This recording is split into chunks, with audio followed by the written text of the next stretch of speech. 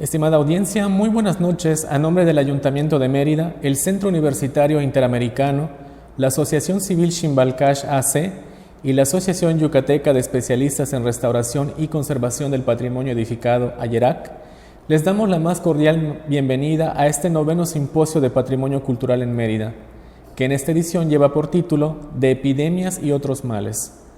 A través de este foro virtual, destacados especialistas de nuestra ciudad estarán exponiendo temas referentes a la investigación, protección y conservación del patrimonio cultural de nuestro municipio.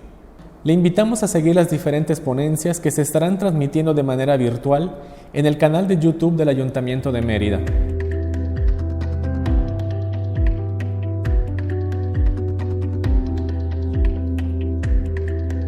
En esta ocasión, contaremos con la presencia de la antropóloga Eunice Uc González, quien es originaria de San Francisco de Campeche. Cursó la licenciatura en Ciencias Antropológicas en la especialidad de Arqueología por la Universidad Autónoma de Yucatán. Tiene estudios de posgrado en Etnografía y Educación Intercultural por la Universidad de Oriente Valladolid, en Yucatán. Es profesora investigadora del proyecto arqueológico Xquintoc, análisis y estudios de los materiales arqueológicos del sitio y de su periferia. Directora del proyecto arqueológico Tzoyilá en una ciudad al sur de Mérida. Ha realizado diversas intervenciones en el registro del sitio arqueológico del sur de la ciudad, así como diversos salvamentos y rescates arqueológicos en la región poniente del estado de Yucatán, en sitios como Cupaloma, Chunchucmil, Sijó y Santa Bárbara, entre otros. Asimismo, ha publicado artículos enfocados en el estudio de las cavernas, cenotes y su relación con el pueblo maya prehispánico. Junto con ella estará el arqueólogo Eduardo Puga Salazar, quien es arqueólogo egresado de la Facultad de Ciencias Antropológicas de la Universidad Autónoma de Yucatán. Se ha especializado en epigrafía e iconografía maya, así como en la técnica caligráfica escrituraria desarrollada por los escribas mayas, abordando temas como las representaciones de género, los títulos nobiliarios, la figura femenina, la indumentaria, el arte suntuario, los dioses de la muerte y la arquitectura maya. Desde el año 2004, se integra el Departamento de Patrimonio Arqueológico del Ayuntamiento de Mérida, desde donde realiza recorridos de prospección y supervisión arqueológica en las diversas comisarías del municipio. También ha colaborado en proyectos de rescate y salvamento arqueológico, así como análisis epigráficos e iconográficos en conexión con el Centro INA Yucatán. Actualmente es coordinador de ordenamiento arqueológico del Departamento de Patrimonio Arqueológico y maestro en bibliotecología e información por la Universidad de Oriente en Valladolid, desde donde desarrolla el proyecto Acervo de Investigación Epigráfica Atzibná, la Casa del Escriba. En esta ocasión lo recibimos con la ponencia El Señor de Chenjó, rasgos de privilegio y poder en un asentamiento prehispánico al oriente de Mérida. Bienvenidos. Muy buenos días, estamos agradeciendo la invitación que nos hiciera el Ayuntamiento de la Ciudad de Mérida y las asociaciones civiles para participar en el simposio. Doy comienzo. Nuestra presentación se llama Rasgos de privilegio y poder en Chenjó. La ciudad de Mérida se comienza a expandir hacia finales del siglo XIX, cuando comienzan a aparecer nuevas colonias y fraccionamientos con motivo de aumento de la población. En 1980, por ejemplo, en el extremo oriente, se funda la colonia Chuminópolis. En 1904, la colonia San Cosme, por el sur, y la Vicente Solís y la Dolores Otero. Para los años 40 comienza a crecer la ciudad con nuevas colonias como la Sarmiento, la Castilla Cámara, la Bojorques, la Melitón Salazar, la mayoría de ellas en terrenos de antiguas exhaciendas, quintas y sobre todo sobre vestigios arqueológicos en lo que era la periferia de la ciudad. Uno de los sitios más emblemáticos para quienes de alguna manera trabajamos en la conservación de los asentamientos precolombinos vinculados con la sociedad en la modalidad de los parques arqueológicos es el sitio arqueológico de Chenjó. La mayoría de los espacios que se encuentran en parques de la ciudad han surgido como una respuesta al fuerte embate del que ha sido objeto los sitios diseminados en la periferia de la ciudad. y esta modalidad ha sido la vía a través de la cual se ha podido garantizar su preservación. De acuerdo con las descripciones de Fray Diego López de Cogolludo, el lugar escogido para edificar la ciudad de Mérida fue el contorno del Cerro Mayor y el espacio comprendido entre este y los cerros mayas que estaban más hacia el poniente. A la llegada de los españoles, todos los edificios del antiguo Ixcancijó estaban abandonados y bastante arruinados. Al respecto, Fray Lorenzo de Bienvenida en 1548 escribió lo siguiente: no hay memoria de quién los hizo. Parécenos que se hicieron antes de la venida de Cristo, porque tan grande estaba el monte encima de ellos como lo bajo de la tierra. Esta gente natural no habitaba en ellos ni hacían casas sino de madera. Esta referencia es una clara alusión a que en el momento del contacto o de la intrusión española, los mayas habitaban en viviendas formando aldeas sobre las ruinas de las antiguas ciudades. Al hacerse el trazo de la nueva ciudad de Mérida, se escogió el lado norte de la Plaza Mayor para construir las casas de los capitanes generales, la manzana este para la construcción de la catedral y el palacio episcopal. La manzana sur fue para la construcción de la residencia de Francisco de Montejo, que se levantó en 1549. En el lado este permaneció por muchos años un montículo prehispánico que subsistió hasta 1734.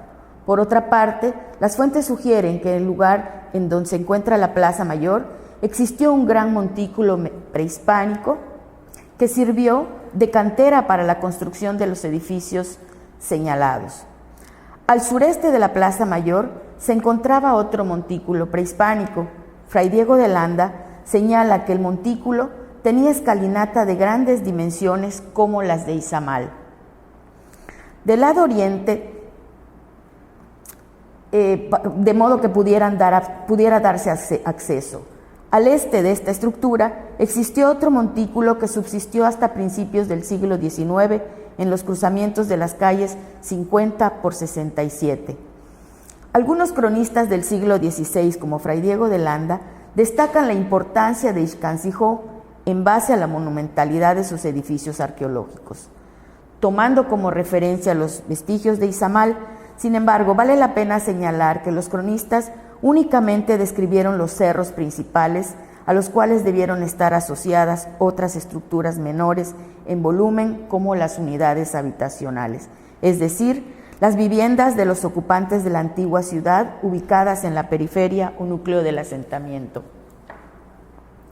Kurjak, en el 75, señala que a juzgar por la cantidad de arquitectura en Ixcancijó e Izamal precolombinos, los sitios deben haber sido centros regionales dominantes que ejercían funciones especiales y de importancia por otros sitios de la planicie costeras del norte. Si la energía empleada en la modificación del espacio refleja la importancia de un sitio dado, Ixcancijó e Izamal fueron las comunidades más importantes en esta región. Su supremacía es mejor interpretada económicamente, dando por sentado que las dos comunidades en algún momento del tiempo fueron centros de organización territorial. Cada una de ellas regía aproximadamente la mitad noroeste de Yucatán. Es preciso destacar en este punto que en las fuentes históricas reiteradamente se señala que las edificaciones mayas ya estaban abandonadas cuando las encontraron. Es más, algunos han señalado que la maleza las cubría y que incluso los asentamientos mayas eran ocupados por familias que disponían de los espacios aledaños a estas, que incluso las piedras de los antiguos edificios eran robadas para construir sus viviendas. Es preciso detenernos en este punto para subrayar la idea de que el pueblo maya como tal nunca habitó en las construcciones monumentales o núcleos de asentamiento que hoy día se conservan desde tiempos prehispánicos. Es por ello que las construcciones monumentales no se volvieron nunca a ocupar. La principal razón fue debido a que construcciones como estas no estuvieron destinadas a servir de habitación para el pueblo, pues originalmente estas edificaciones eran ocupadas por los gobernantes, sacerdotes y personajes vinculados al poder.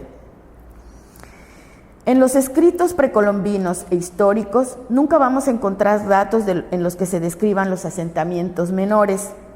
Chenhó, a partir del año 1993, es cuando inician los trabajos arqueológicos para la recuperación de datos que permitieran conocer a fondo este asentamiento. Desde antes de la realización del plano del sitio, el arqueólogo Ricardo Velázquez ya tenía una clara idea de que se conservaban entre las estructuras por lo menos 2 edificios con características piramidales basados en la forma de los montículos previamente a su excavación. Es así como surge el proyecto arqueológico a que él llamó Chenhó, que fue un proyecto que tuvo la participación tanto del INAH como del ayuntamiento y dando como resultado el Parque Recreativo de Oriente. A decir del mismo Ricardo, la propuesta de simplificar la clave y nomenclatura por el nombre de la lengua maya es con la intención de facilitar su ubicación tanto en la población autóctona como en la moderna. 16 QD7 149 es la clave de registro del Atlas Arqueológico del Estado de Yucatán.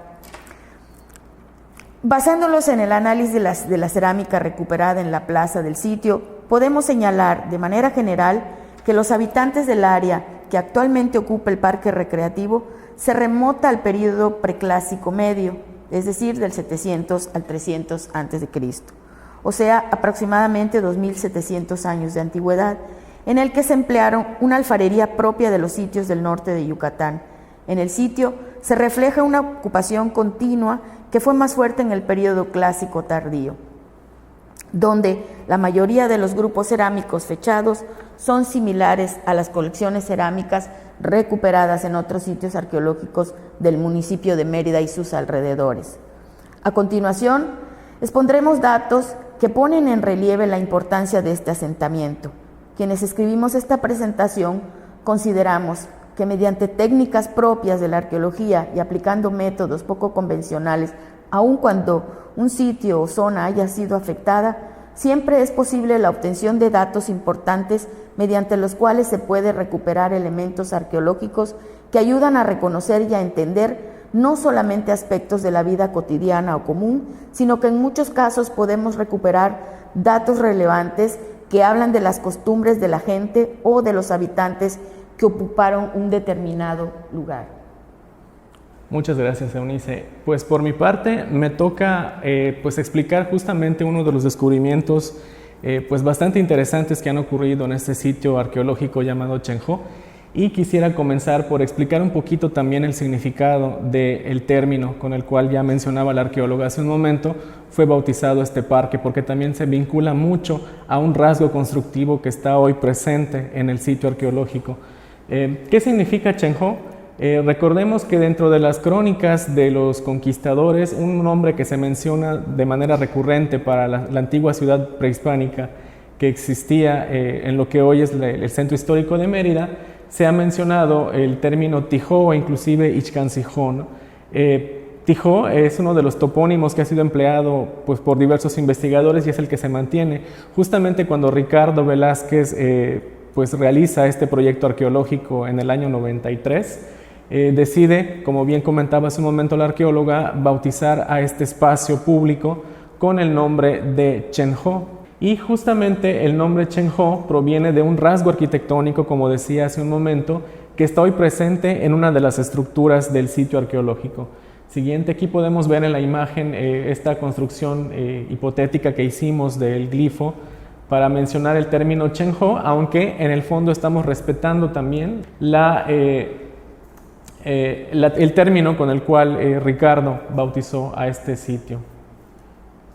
Ahí en la diapositiva estamos viendo justamente la estructura E35 y este rasgo que es un pozo que está encerrado en el círculo rojo, que es donde, pues, el que justamente da el nombre al sitio, ¿no? Y aquí lo podemos ver ya pues, reintegrado a los vestigios del sitio, del parque en sí, y pues es uno de los elementos que llama la atención de la estructura porque nos está dando una noción de sobre todo el uso y del espacio cotidiano que tenían los mayas en este asentamiento.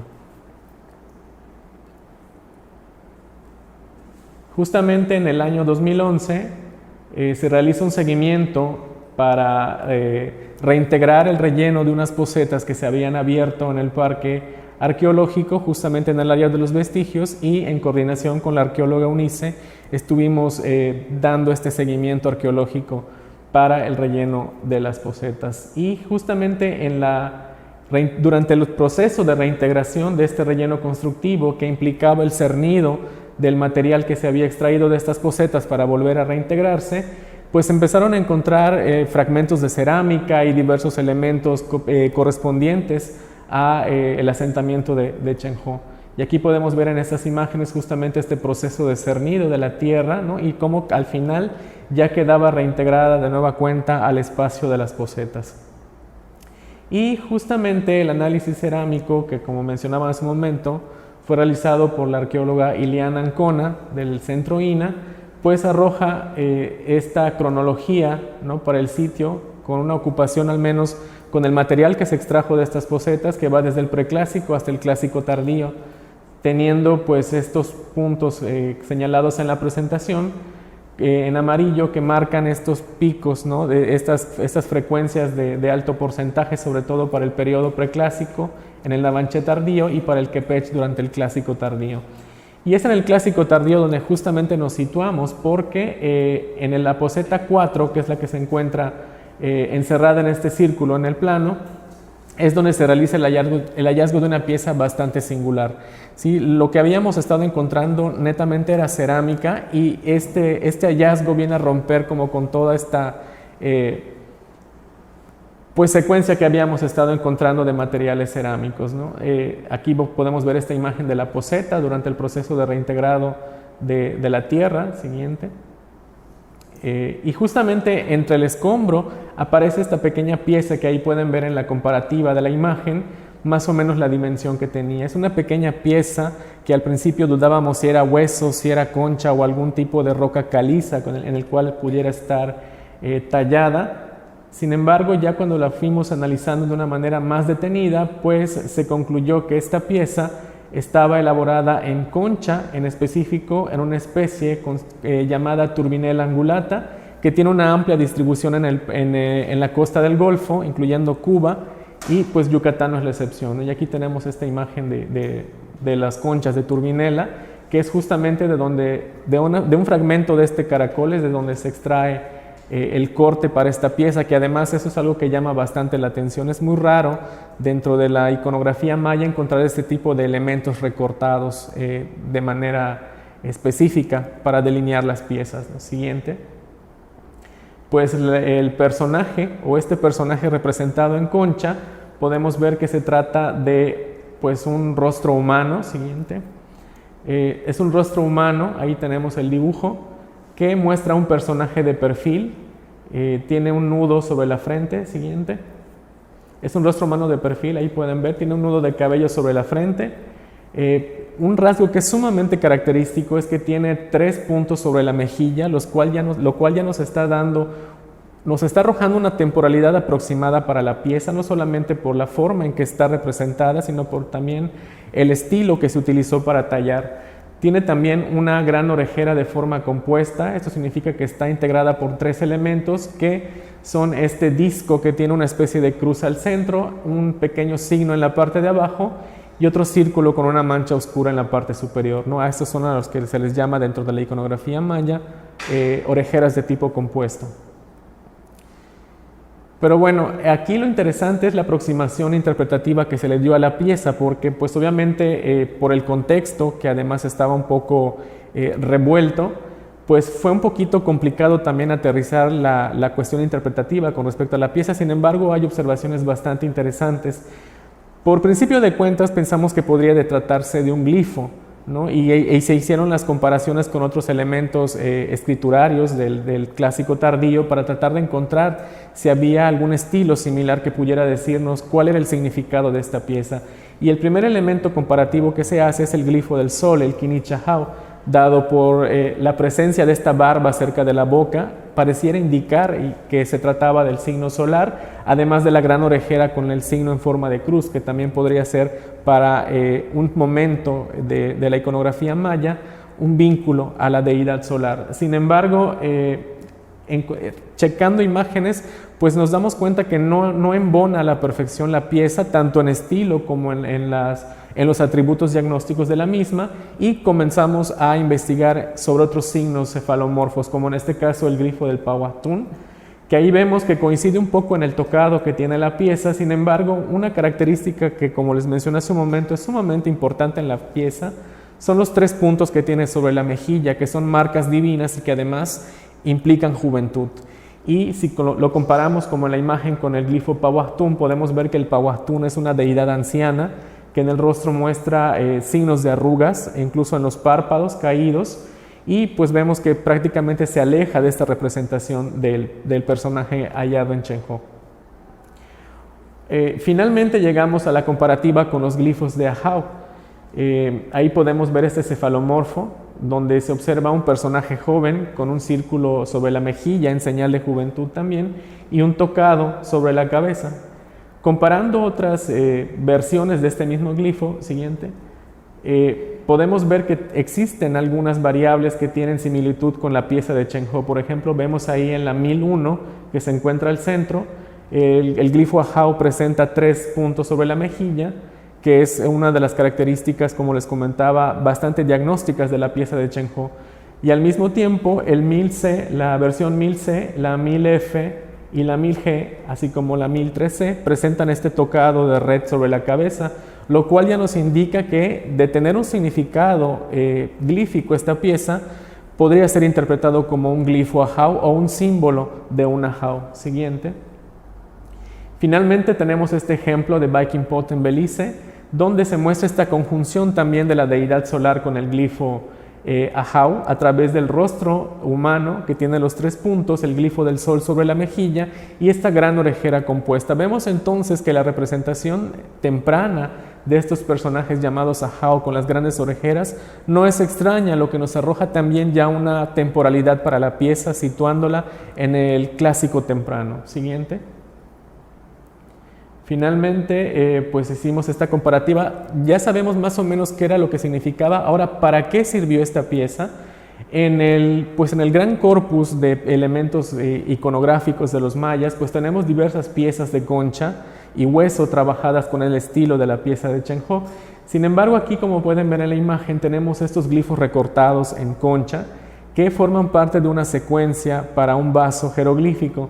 Ahí podemos ver en la parte de arriba, los 2 primeros es el glifo Sahal, es un título, y el otro es el Aacapté, que es también parte de un glifo titular para los mayas, y los que continúan en la parte de abajo, en la parte media tenemos el Yuquip, que se lee como su vaso, así como el Hishwitz Ahau, es un título de un gobernante de Hishwitz, ¿no?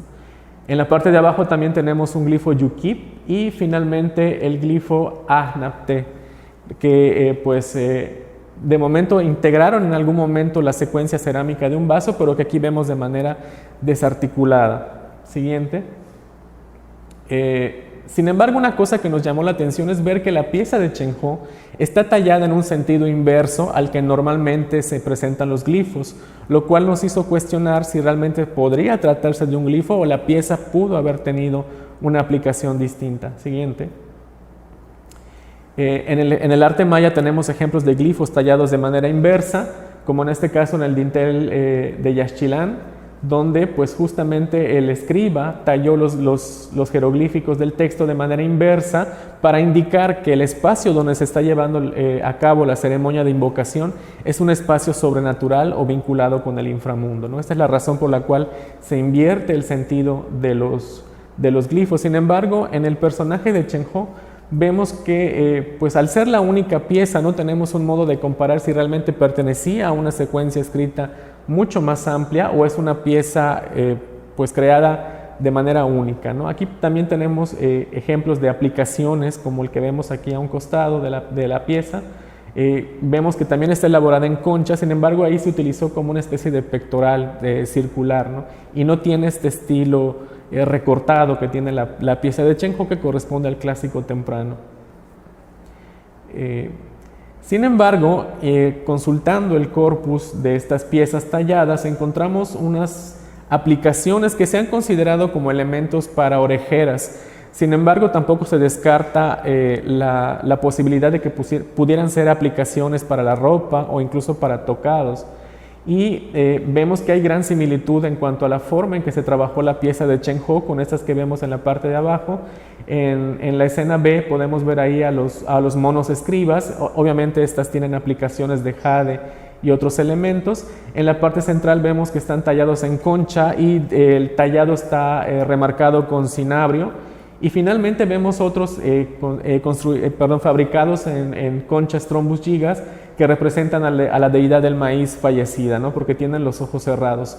Y esto nos lleva a pensar, de ser la pieza de Chen Ho una aplicación con estas características, es posible que existiera una pieza par, ¿no? Para hacer este tipo de conjuntos iconográficos. Y bueno, a final de cuentas esto nos lleva a esta serie de interpretaciones. Punto número 1, que la pieza del señor de Chen Ho se trata de una aplicación decorativa elaborada en concha de la especie Turbinella angulata. Siguiente. El personaje representa a un hombre, a un personaje masculino vinculado iconográficamente con el señor o el gobernante, lo cual ya nos da un elemento o una pista de la élite que se encontraba en Chen Ho, o al menos estos rasgos de privilegio que existían en el asentamiento. Pues esta aproximación identitaria del elemento de concha como el ajao nos hizo que le asignáramos el epíteto o el apodo de el señor de Chen Ho a la pieza para una mejor identificación.